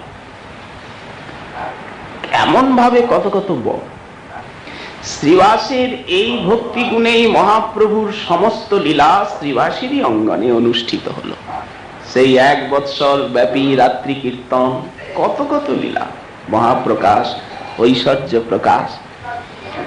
সচি ভবনে তো প্রভুর আবির্ভাব, কিন্তু যত লীলা এই শ্রীবাসেরই ভবনে। কেন? শ্রীবাসের এই ভক্তির প্রতাপ। তো মহাপ্রভুর ভক্তগণের ভিতরে তো শ্রীবাসী প্রধান। মহাপ্রভুর ভক্ত যত শ্রীবাস প্রধান, তাহার পদার বৃন্দে সহস্র প্রণাম। ব্যাসাবতার বলছেন, স্বজনগণ সর্বস্বম। নিতাই সমস্ত গৌর ভক্তগণের প্রাণধন। সর্বস্বম বললেন সবকিছু। শুধু তাই নয়, মহাপ্রভুরও প্রাণধন নিত্যানন্দ। একদিন মহাপ্রভু যেদিন উনি দিগম্বর হয়ে এলেন, প্রভু তো নিজে মস্তকের পাগড়িটা খুলে আর নিতাই চাঁদকে পরিয়ে দিলেন, স্তুতি করলেন, সামনে আসন দিয়ে বসিয়ে, চারিদিকে ভক্তগণ। শ্রীপাদ শ্রীবাসের আঙ্গিনাতে তোমার একটা কৌপিন দেবে, একটা প্রসাদী কৌপিন দাও না। উনি তো উদার, যা করো কৌপিনই নাও আর যাই নাও, কোন রোক টোক নেই। মহাপ্রভু একটু পায়ের ধুলো দিতে সংকোচ করে। মূর্ছিত হয়ে পড়ে গেছিলেন বলে, মূর্ছিত হয়ে পড়েছিলেন, অদ্বৈত প্রভু করেছিলেন কি, মহাপ্রভুর চরণটা শিরে ঘষেছিলেন, মানে অদ্বৈতের পায়ের ধুলি নিয়ে। মহাপ্রভুর পায়ের ধুলি নিয়েছিলেন অদ্বৈত আচার্য। একদিন সংকীর্তনে মূর্ছিত মহাপ্রভু, সাক্ষাৎ তো নিতে পারেন। সেই জন্য অদ্বৈতকে কত লাঞ্ছনায় ফেললেন প্রভু। গঙ্গায় ঝাঁপ দেব, কে আমার প্রেম সুখ নিল? অদ্বৈত বললেন, আমি চুরি করিয়াছি প্রেম সুখ তো। হ্যাঁ, তুমি সদাশিব, অনন্ত কোটি ব্রহ্মাণ্ডকে সংহার করেও তোমার তৃপ্তি হয় না, আমাকে সংহার করতে চাও, আমাকে নাশ করবে? বুড়ো মানুষ, উনি কি আর বলে পারেন? পেরে ফেলে আর চরণ দুটো শিরে ঘষছে। অদ্বৈত চরণ প্রভু ঘষে নিজ শিরে। আর চুরি করবে? চোর একটু একটু করে চুরি করে, লুকিয়ে লুকিয়ে। আর গৃহস্থ যদি ধরতে পারে, একদিনে সব নিয়ে নেয়। চরণ ঘষছেন মাথায় অদ্বৈতের প্রভু, আর বলছেন প্রভু এইরকম কঠোর। নীলাচলে জগন্নাথ দর্শনে যান প্রাতঃকালে, তো সেই সিংহদ্বারের ডান দিকের কপাটের ফাঁকে একটা ছোট্ট গর্ত, সেইখানে পতিত পাবন আছেন, ঠিক তার সামনে। সেইখানে প্রভু পদধৌত করে। তারপরে 22 পাঁচা, বাদিকে নৃসিংহ, নৃসিংহের স্তুতি আদি করেন। গোবিন্দ করোয়া নিয়ে পিছে পিছে যান, চরণ ধৌত করে দেয়। প্রভু দাঁড়িয়ে থাকেন, গোবিন্দ জল ঢালো, মানে পাদদক কেউ ছুতে পারে না।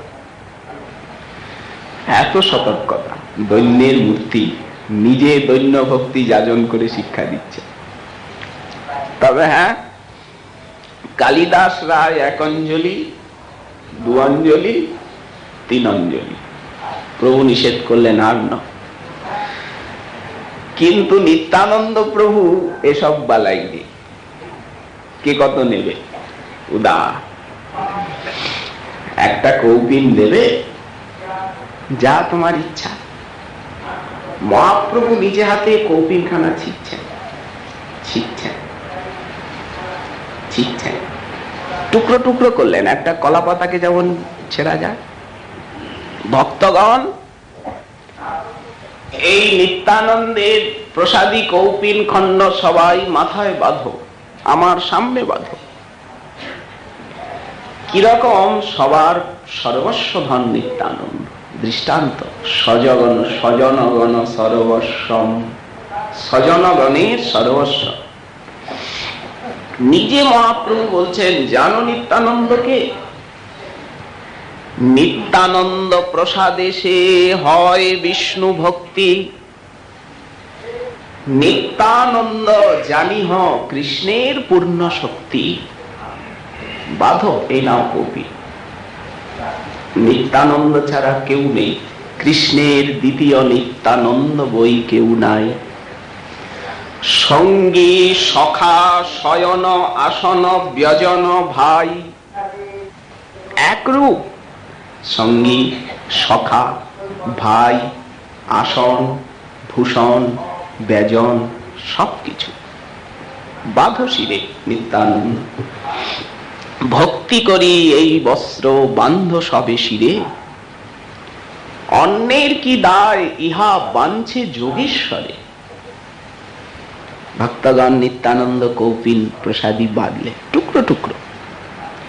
শুধু বাঁধলে হবে না, ভক্তি করে সবাই ঘরে গিয়ে এটা পুজো করবে, ঠাকুরের আসনে রেখে পুজো করবে। কিরকম নিত্যানন্দ ভক্তি প্রভু শিক্ষা দিচ্ছেন। স্বজনগণ সর্বস্ব। ভক্তগণকে বললেন, ভক্তগণ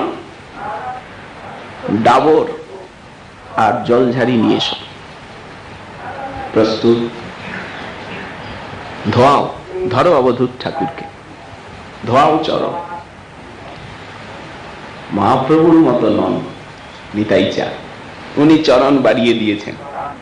এমন নয় যে সেই বলবেন যে গোবিন্দ জল ঢেলে দাও, কেউ যাতে নিতে না পায়। কালিদাস রায়ের ভাগ্য তো আর আমাদের হবে না। উনি পা বাড়িয়ে দিয়েছেন, নাও যা করো ঠাকুর। মহাপ্রভু অধ্যক্ষতা করছেন, প্রভু বসে আছেন। ধোয়া হলো চরণ, সব পান করো, নাও বেলাও, দাও। আপনে বসিয়া মহাপ্রভু গৌর রায় নিত্যানন্দ পাদদ সবারই বিলায়। নাও নাও। ভক্তগণের ভিতরেও এমন হোর পড়ে গেল, যেমন প্রসাদ নিয়ে একবার নিলে হয়, বাহাতে রাখলাম আবার নিলাম, একবারে হয় না, আরেকবার মুখ মুছে নিলাম, আরেকবার।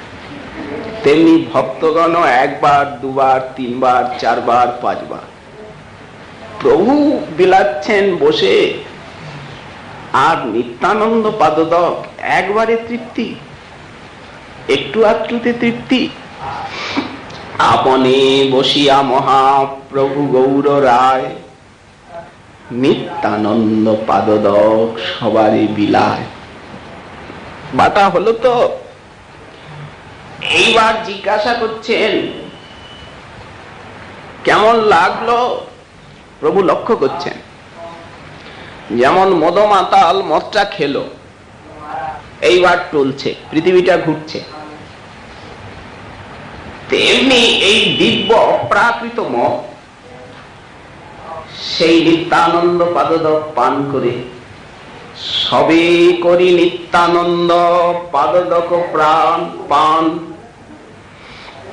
মত্ত হইয়া হরি বলি করে আহ্বান। পান করে সবে যেন মনে হলো যে বিশাল আসক খেলেন, অমৃত দেবা সেই সমুদ্র মন্থনে অমৃত উঠেছিল, সেই রকম যেন অমৃত পানে দেবতারা মত্ত হলেন। অসুরের সঙ্গে যুদ্ধ আর পায়কে অমৃত পান করেছে তারা। তেমনি সবাই হরি বলি ঘন ঘন করয়ে আহ্বান, হরিধ্বনি উঠল।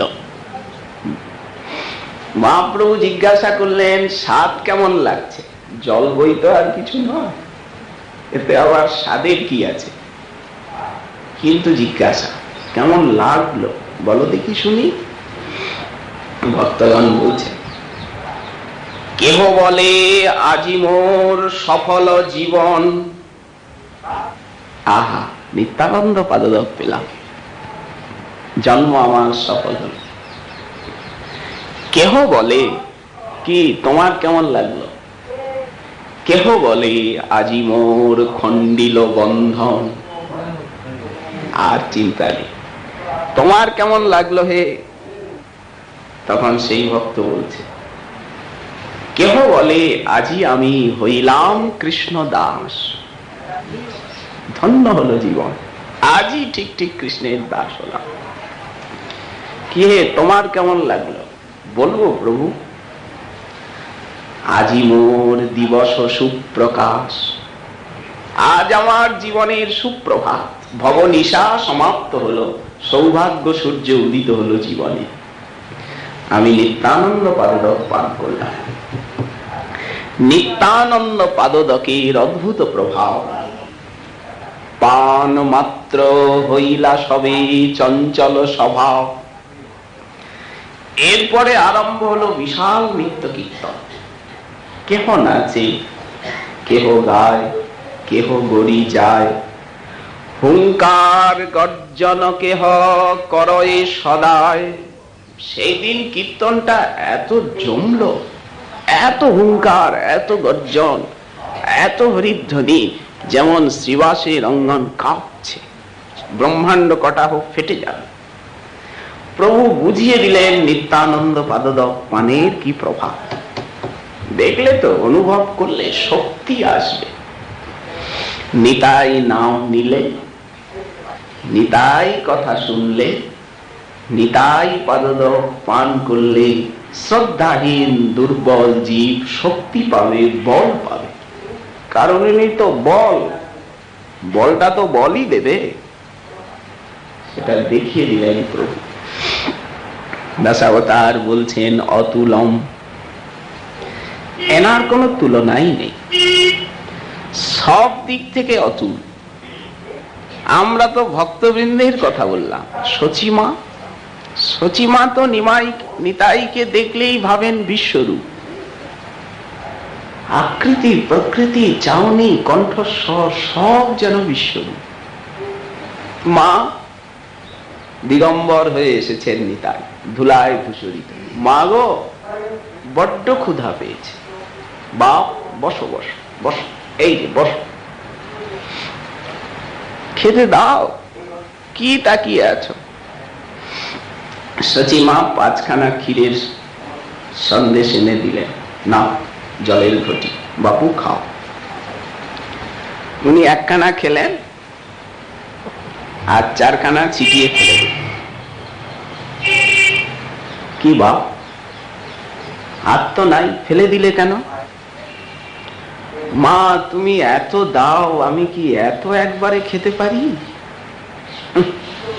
এত খেতে পারি কি? অল্প দেবে তো।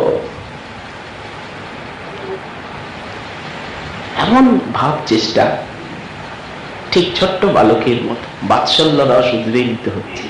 চেষ্টাটা দেখে, কথাটা শুনে ঠিক কচি শিশু। মা বলছেন আর তো নাই, কি দেব, কি খাবে? মা তুমি মিছে কথা বলছো, যাও, আমি বলছি আরো আছে, তুমি মিছে বলছো। কি মনে হলো, শচী ঠাকুরানী ঢুকলেন, গিয়ে দেখছেন ঠিক ভান্ডে 4টে সন্দেশ রাখা আছে। উনি নিয়ে এলেন বাটি ধরে, এসে দেখছেন ওনার পাতে আবার 4টে সন্দেশ। নিতাই, কোথায় পেলে এই 4টে? মা, তুমি রাগ করলে, রাগ করো, দুঃখ পাবে, আমি আবার কুড়িয়ে নিলাম। শচী মা হাসছেন, নিশ্চয়ই কেউ হবে। স্বজনগণ সর্বস্বম। এক রাত্রিতে শচী মা স্বপ্ন দেখছেন, কি অদ্ভুত! চৈতন্য ভাগবত, অক্ষরে অক্ষরে প্রেমমত।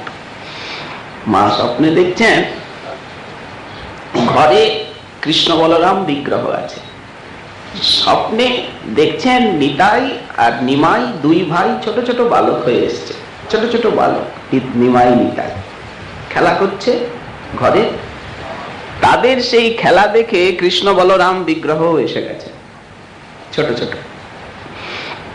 নিতাই নিয়েছেন কৃষ্ণ মূর্তি, আর বালক বিশ্বম্ভর নিয়েছেন বলরামের মূর্তি। পরস্পর কথা হচ্ছে 4 জনে। কৃষ্ণ বলরাম রেগে গিয়ে বলছেন, আমাদের ক্ষীরননি সন্দেশ সব তোমরা শেষ করছো, এখানে কেন তোমরা? এখানে কি কাজ? যাও তোমরা। তখন নিতাই বিগ্রহ তাকে বলছে, বলেন, দেখো, এখন আর গোয়ালার অধিকার নেই, এখন বামুনের অধিকার। সব ক্ষীর বলো, সর বলো, সন্দেশ বলো, ননি বলো, যা কিনকার সব এখন বামুনে। কৃষ্ণ বলরাম বলছে, তোমরা কে হে? এখানে আমাদের ঘর দুয়ার, আমাদের সবকিছু, এখানে এসে আমাদের উৎপাত। তখন নিমাই নিতাই বলছে, এখন এটা সব আমাদের। এই বলে ওই 4 জনের লড়াই আরম্ভ হয়ে গেছে, হাতাহাতি, ছোট ছোট ভালো। পরস্পর পরস্পরের দধি সন্দেশ শচী মা 4 ভাইকেই খেতে দিয়েছেন, আর পরস্পর পরস্পর তখন লড়ালড়ি করে আর কারাগারি করছে, আমি খাবো বলে, আমি খাবো। পরস্পর মুখের থেকে নিয়ে খাচ্ছে, কারাকারি করে, মুখে মুখ দিয়ে। মা স্বপ্নে দেখছেন। সহসা নিত্যানন্দ বললেন, মা গো, আমার বড্ড ক্ষুধা পেয়েছে, অন্ন দেবে? বালক স্বপ্নটা ভেঙে গেল। মা জেগে উঠে বিশ্বম্ভরকে বলছেন, বিশ্বম্ভর, আজ ভোর রাত্রে এরকম একটা স্বপ্ন দেখলাম, নিতাই আমার কাছে অন্ন খেতে যাচ্ছে, বলছে খুব ক্ষুধা, মা অন্ন দেবে? এই স্বপ্ন ঘটনাটা। মহাপ্রভু শুনে হেসে বললেন, মা, তোমার এই যে ঘরের ঠাকুর কৃষ্ণ বলরাম খুব জাগ্রত। কারণ আমি অনেকবার লক্ষ্য করেছি, তুমি ভোগ লাগাও, ভোগ লাগাবার পর অর্ধেক থাকে থালায়, কে যেন খায়। আমি ভাবতাম ঘরে তোমার বৌমারই বুঝি স্বভাব খায়, কারণ বৌমা ছাড়া এখানে তো কচি বয়সের আর কেউ নেই। যা, এখন আমার সন্দেহটা কাটলো। বিষ্ণুপ্রিয়া দেবী আড়ালে থেকে শুনছেন, উনিও হেসে ফেলেছেন মহাপ্রভুর কথা শুনে। আচ্ছা, নিতাই যখন খেতে চেয়েছে, তাহলে আমি এই যাচ্ছি, তাকে নিমন্ত্রণ করে আসি। মহাপ্রভু এলেন শ্রীবাসের আঙ্গিনা। শ্রীপাদ, আজকে আমার ঘরে ভিক্ষা, কিন্তু সাবধান, ওখানে গিয়ে চঞ্চলতা করবে না, শান্ত শিষ্ট। নিত্যানন্দ প্রভু বলছেন, ছি ছি ছি ছি, বিষ্ণু বিষ্ণু, আরে আমি আবার চঞ্চলতা করলাম কবে? চঞ্চলতা তো পাগলে করে। বিশ্বম্ভর, এই নবদ্বীপে খ্যাতি আছে তুমি নাকি পরম চঞ্চল, তো তুমি কি তোমার মতো আমাকেও ভাবো? নিয়ম জগতে যে যেমন, সে সবাইকে তাই ভাবে, আমি কি তাই নাকি? এই দেখুন সখ্য ভাব। মধ্যাহ্নকালে এসেছেন মহাপ্রভু, নিয়ে এসেছেন লক্ষ্মীর পাচিত অন্ন, মা পরিবেশন করছে। দুই ভাই বসেছেন পাশাপাশি। পরিবেশন করতে করতে শচী দেখছেন রাত্রে যা দেখেছিলাম স্বপ্ন, সেই ছবিটা মাঝে মাঝে ভেসে উঠছে। দেখছেন তো দুই ভাই খাচ্ছে, স্বপ্নে যে দেখেছিলেন ছোট ছোট বালক নিমাই নিতাই, ঠিক তাই দেখছেন।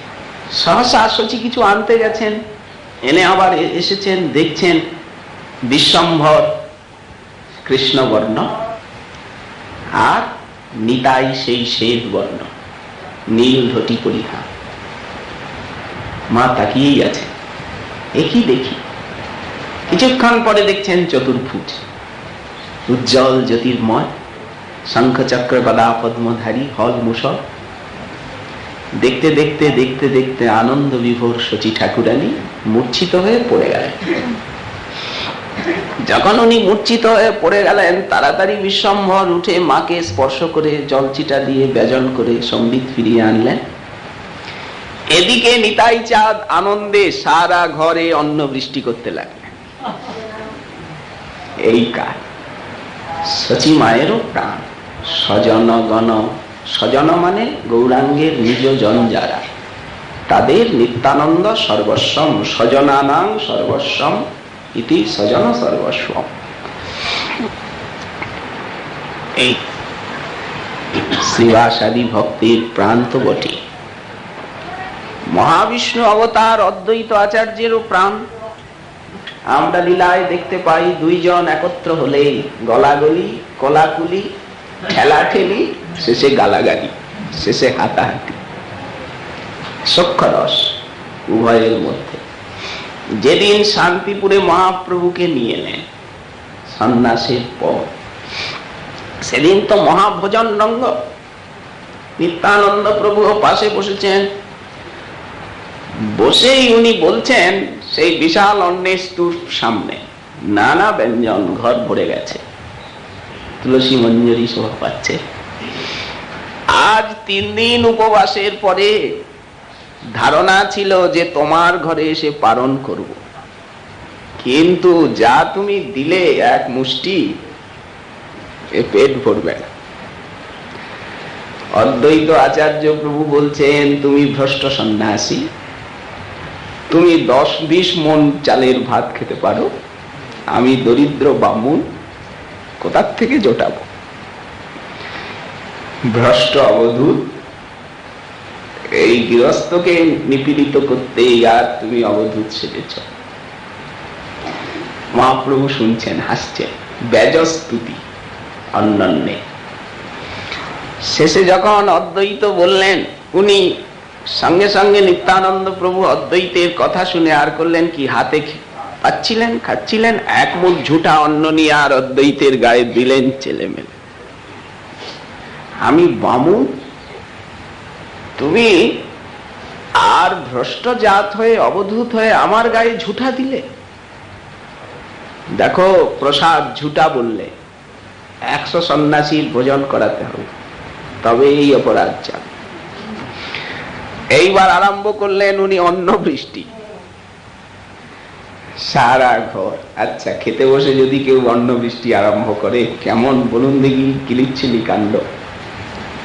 অদ্বৈত প্রভু নৃত্য করছেন, সেই অঙ্গে নিত্যানন্দের ঝুটা অন্ন। এই ছলে অবধূত আমায় ধন্য করল, আমি কৃতার্থ হয়ে গেলাম। স্বজনগণ সর্বস্বম, মধুর নিত্যানন্দ লীলা। তারপরে বলছেন, তদীয়ৈক প্রাণপতিম বসুধা জাহ্নবাপতিম। প্রাণপ্রিয়া বসুধা জাহ্নবার যিনি পতি, রেবতী বারুণী, ইনি সাক্ষাৎ বলদেব। তার 2 প্রিয়া, তারাও অবতীর্ণ সূর্যদাস আলয়। শোনা যায় যে শ্রীমদ্ ভাগবতে যদুবংশের বর্ণনা আছে, কৃষ্ণেরই বংশ, বিশাল যদুবংশ। বলদেবের বংশ বর্ণন আমরা ভাগবতে তেমন পাই না। কেউ কেউ বলেন, মহাপ্রভু নিভৃতে নীলাচলে যেদিন নিত্যানন্দকে বিদায় দিলেন, গৃহস্থ হতে আদেশ করলেন। নিভৃতে নিতাই লইয়া হাতে ধরি বসাইয়া নীলাচলে মধুর কথা কহে ধীরে ধীরে, শ্রীপাদ তুমিও রহিবে যদি মুনি ধর্ম করি, আপন উদ্দাম ভাব সব পরিহরি, তবে মূর্খ নীচ যত পতিত সংসার। লক্ষ লক্ষ মানব এই সংসারে, বলো দেখি আর কেবা করিবে উদ্ধার। তুমিও যদি নীলাচলে এই আমার পাশে লুকিয়ে থাকো, কোটি কোটি জনসাধারণ তোমার দিকে তাকিয়ে আছে, তাদেরকে উদ্ধার করতে তোমায় হবে, নিত্যানন্দ বেলাতে হবে তোমায়। তুমি নিত্যানন্দ নাম ধরেছ, জগৎকে তোমায় আনন্দে মাতাতে হবে, নীলাচলে থাকতে পারবে না। এতে আমার বাক্য সত্য যদি চাও, অবিলম্বে তুমি গৌর দেশ প্রতি যাও। বিদায় দিচ্ছেন। উনি যেন কিছু বলতে চাচ্ছেন। কি বলবে? কৃষ্ণ প্রেম দাতা তুমি, তুমি সম্বলিলে বলো তবে অবতার কি নিমিত্ত করিলে।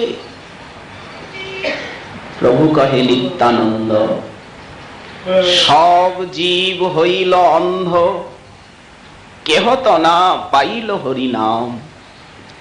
এক নিবেদন তোরে, তুমি নয়নে দেখিবে যারে, কৃপা করি বিলাইবে নাম। কৃত পাপী দুরাচার বিচার করতে পারবে না, পতিত বাসিন্দিয়ার কেহ যেন বঞ্চিত না হয়। একজন যাতে বাকি না থাকে, সমন বলিয়া ভয় জীবে যেন নাহি রয়। তারা সুখে যেন হরিনাম লয়। নাম সংকীর্তন রসে তুমি ভাসাইবে গৌর দেশে। ভাসাতে হবে জগৎকে, পূর্ণ করো সবাকার আশ, এই দায়িত্ব আমি তোমায় দিলাম। হেন কৃপা অবতারে উদ্ধার নহিল যারে, কি করিবে বলরাম দাস। নিতাই তো এলেন, দাস গদাধরের শ্রীপাঠ এরিয়া দহ পানিহাটি গ্রাম, এই দুইটি স্থান হলো নিত্যানন্দ স্বরূপের আদি বিহার ভূমি। দাস গদাধর ভবন আর পানিহাটি রাঘবঙ্গ। সেখানে থেকে প্রভু কৌতুকী নিত্যানন্দ একদিন উদ্ধারণ দত্তকে সঙ্গে নিয়ে এলেন অম্বিকা কালনায়। এসে আর উদ্ধারণকে পাঠিয়ে দিচ্ছেন। উদ্ধারণ প্রথমে নিজেই গেলেন সূর্যদাস আলয়ে। সূর্যদাস পূর্ব পরিচিত। সূর্যদাস আছো নাকি? ছুটে এলেন, প্রভু প্রভু আসুন আসুন। না, একটা বিশেষ প্রয়োজনে এসেছি। বিবাহ করিতে চাহি কন্যা দেহ তুমি। সূর্যদাস চমকে উঠলেন।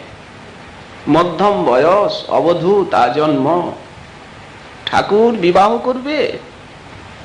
এত বয়সে বিয়ে করার সাধ? আজ্ঞে হ্যাঁ। খলখল করে হাসছে নিত্যানন্দ। তোমার কাছে নাকি উপযুক্ত কন্যা আছে, দেবে? আচ্ছা, কোন বর কারো কাছে গিয়ে বলে তার পিতার কাছে যে আমি বিয়ে করতে চাই, কন্যা দেবে?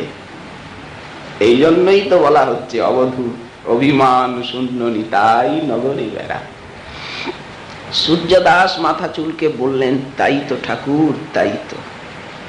বলছি কি, তাই তো। তাই তো কি বলে ফেলো না। বলছি তুমি তো অবধূত, বর্ণাশ্রমাচারী আমি, আমার আছে জাতি ভয়। আমার তো জাতের ভয় আছে, তোমার তো জাতের ঠিক নেই। 36 জাতের ভয়ে তুমি খেয়ে বেড়া।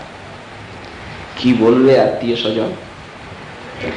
উনি একগাল হাসলেন, অরে মূর্খ গোয়ালিয়া, আমায় চিনলি না। চলো চলো উদ্ধারণ চলো। কাছেই তো গঙ্গা, গঙ্গার তীরে গিয়ে একটা বটবৃক্ষ তলে বিশ্রাম করছে। কত পরিশ্রম যেন হয়েছে। এদিকে সূর্যদাস ঘরে প্রবেশ করে আর পত্নীকে বলছে, ওগো আজকে ভোর রাত্রে এমন একটা স্বপ্ন দেখলাম, এক তালধ্বজ রথ মহাপুরুষ আমার গৃহের সামনে এসে বলছেন, এটা কি সূর্যদাসের বাড়ি, এটা কি সূর্যদাসের বাড়ি, এক কথাই বারবার বলে। তার কিছুক্ষণ পরেই অবধূত এলেন, স্বপ্নের ঘটনাটা বর্ণন করে স্ত্রীকে শোনাচ্ছেন। উনি আমার কন্যাকে বিয়ে করতে চান। আমি তো আকাশের চাঁদ হাতে পেলাম, কিন্তু আত্মীয় স্বজন কি বলবে, কি বললে তুমি? আমি বললাম তোমার জাতি নেই, পারবো না। সহসা যখন এই কথাবার্তা হচ্ছে, মাতা পিতায় বসুধা দেবী আড়ালের থেকে কান পেতে শুনছে। বাবা হঠাৎ দৌড়ে এসে মার সঙ্গে কি বলছেন শুনি দেখি। বলরামের সেই স্বপ্ন দর্শনটা উনি বর্ণনা করছেন। বসুধা শুনিলা স্বপ্ন, গৃহ মাঝে থাকি স্বাভাবিক উথলিল প্রেম। পূর্বে তো পত্নী না, বলরামের নিত্য প্রিয়া। ঝরে আখি, শরীরটা কাঁপছে। বসুধা ভাবছেন, সহসা কাঁপছি কেন, এত চোখের জল কেন? মা যদি দেখে ফেলে এখন। মুখটা ঢেকেছে। বসনে বদন ঢাকি নিল, নয়ন লড়েতে বসন ভিগি গেল। সাত্ত্বিক বিকার কম্প, ঠিক কলা পাতা যেমন বাতাসে কাঁপে, বাতা হত কদলীপত্র। মূর্ছিত হয়ে পড়ে গেলেন। এনারা তো সেই গল্পের আবেশে ছিলেন, ছুটে গেলেন। কি হলো, কি হলো গো, কি হলো? দেখছেন উত্তান নয়ন গো গো করছে। কাঠ। কি হলো মেয়ে? ধরাধরি করে অলিন্দে নিয়ে আসলে। বৈদ্য এলেও নারী পাওয়া যাচ্ছে না। অপস্মা মানে হঠাৎ মৃগী। এইবার গঙ্গা তীরে নিলেই হয়। হঠাৎ করে সবাই ভাবলেন যে আজকাল যেমন কিরকম রোগ হয়, পড়ল আর মরল। সব আত্মীয় স্বজন এসেছেন, সব কান্নাকাটি। তখন সূর্যদাস কথাটা ভেঙে বললেন যে এইরকম অবধূত এসেছিলেন সকালে, তাকে নিষেধ করে দিয়েছি। সকলে বললেন ওই অবধূতেরই কিছু চতুরি হবে, গুণগান। অবধূতই গুণগান জানে কিছু। আচ্ছা যাই জানুন, তিনি যদি আমার কন্যাকে বাঁচাতে পারেন তাহলে তার হাতে কন্যা সমর্পণে আপনাদের কোনো আপত্তি আছে কিনা? বললেন উনি যদি বাঁচাতে পারেন তো আর আপত্তি কি। আচ্ছা, গৌরীদাসকে পাঠিয়ে দিলেন। ভাই তো, দাদা যাও তো। গৌরীদাস গেছেন। প্রভু বসি গঙ্গা তীরে বটবৃক্ষ মূলে, চরণের উপর চরণ দিয়ে, মুখে কৃষ্ণ কৃষ্ণ বলে, নেত্রে ধারা বহি চলে। ওইদিকে গঙ্গা বইছে, এইদিকে ওনার নেত্রে ধারা বইছে। দিব্যি রাজাধিরাজ একটা বট গাছের তলায় হেলান দিয়ে বসে আছেন, উদ্ধারণ পাশে। কি কি বলছো ভাই? আগে যেতে হবে আপনাকে। আচ্ছা, এলেন। তখন বসুধা দেবীকে বারান্দায় শুইয়ে রাখা হয়েছে, উপরে একটা কাপড় ঢাকনা দেওয়া। নিত্যানন্দ এসে দাঁড়িয়েছেন। চারিদিকে লোকে লোকারণ্য, বাড়ি, কান্নাকাটি চলছে। কি হলো? এই যা হওয়ার হয়েছে, আমি কি করব? নিত্যানন্দ গিয়ে দাঁড়িয়েছেন। সহসা হাওয়া বইছে, অনুকূল পবনে বাতাস নিত্যানন্দের অঙ্গের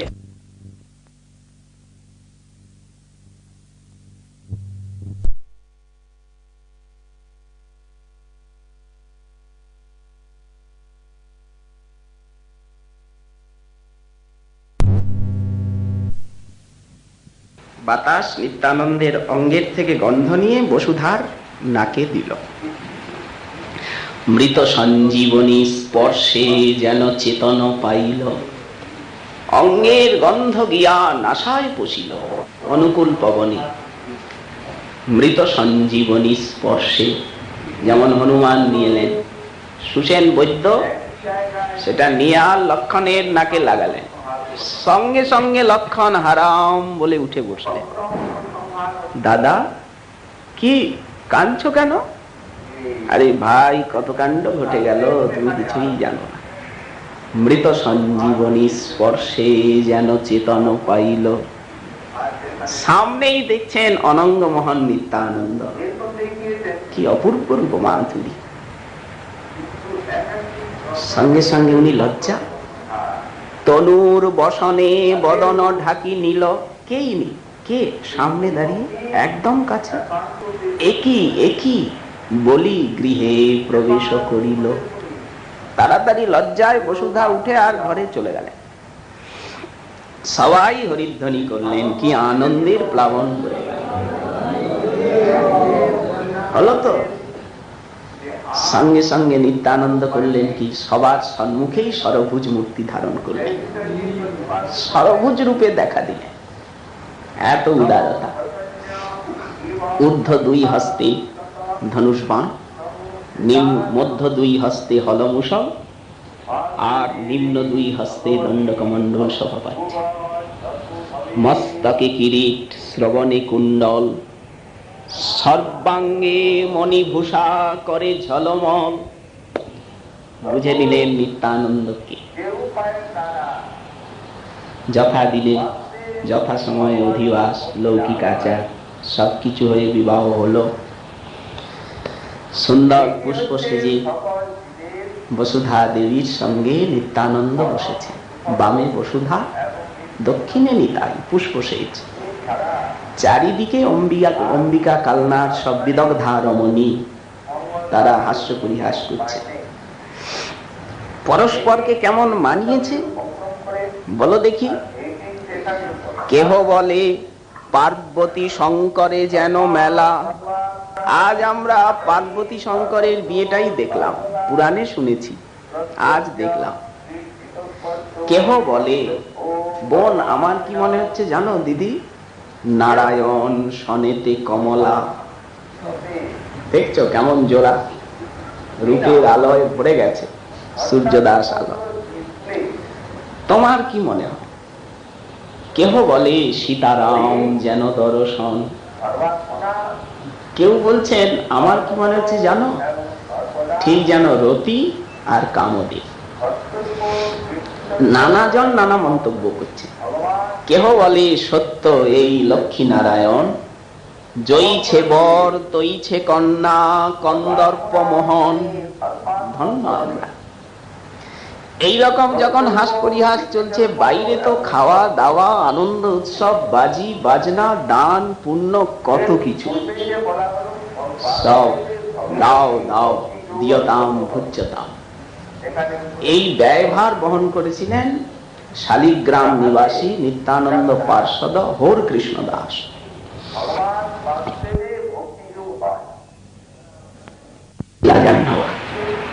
লজ্জায় কাছে যাচ্ছেন, মৃদুমন্দ হাসছেন, হাতে তাম্বুল ভাজন। নিত্যানন্দ প্রভু বিশাল নয়নে বারবার জাহ্নবার দিকে তাকাচ্ছেন। পরিচয় করিয়ে দিলেন, এই দেখো তোমার ছোট শালিকা অবধূত ঠাকুর, ছোট্ট শালি এসেছে। তাম্বুলের দিকে চাচ্ছে, দাও না তাম্বুল দাও। বসুধা দেবী সেই কোমল হাতে, ঠিক পদ্মকলিকার মতো হাত, রক্ত কোকোনো, তাম্বুল নিয়ে আর নিত্যানন্দের অধরে দিতে গেছে। হেন কালে জাহ্নবা তথাই মিলিলা, প্রভু দেখি অতিশয় লজ্জা যুক্ত হইলা। কর্পূর তাম্বুল লইয়া প্রভুর বদনে দেন হাসিয়া হাসিয়া। লজ্জা আছে। হেন কালে নিত্যানন্দ করে আকর্ষিয়া, বসাইলা জাহ্নবারে দক্ষিণে আনিয়া। সূর্যদাস যেই উনি দিতে গেছেন তাম্বুল, নিত্যানন্দ সঙ্গে সঙ্গে বাঁধটা বেরিয়ে আর খপ করে ধরে আর উনি তো লজ্জায় সঙ্গে সঙ্গে কোন বিদগ্ধা রমণী তুলে দিলেন জাহ্নবাকে খাটে। বসাইলা দক্ষিণে জাহ্নবা আনিয়া। সূর্যদাস বাইরে অঙ্গনে ব্যস্ত ছিলেন, অতিথি অভ্যাগত আপ্যায়ন। সূর্যদাস, ও সূর্যদাস, সূর্যদাস, আরে এমন সুন্দর কন্যা বসুধাকে তুমি দিলে, কিন্তু যৌতুক তো তেমন দাওনি। কন্যার তুলনায় তুমি যা দান করেছো তা খুবই কম। এই জন্য তোমার এই কনিষ্ঠা কন্যাকে আমি দান যৌতুক রূপে নিলাম। একজনকে বিবাহ করলেন, একজনকে যৌতুক রূপে নিলেন। বসুধা জাহ্নবা পতি, নিত্যানন্দ হলেন বসুধা জাহ্নবা প্রতি। তারপরে তো শ্রীপাঠ খদ্দ হয়ে এসে করলেন গৃহস্থাপন। প্রাণ দিয়ে বসুধা জাহ্নবা সতত যার চরণারবিন্দ সেবা করছেন, কোটি কোটি প্রাণ নির্মঞ্চন করে।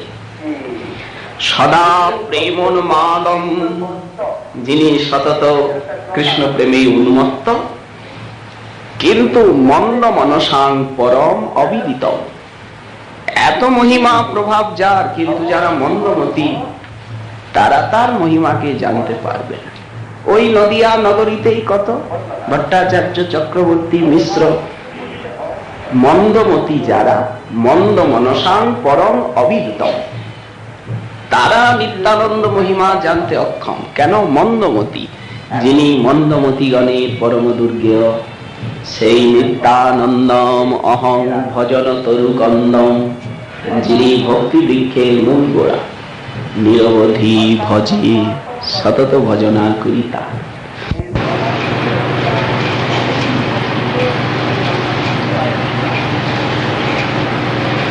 সচি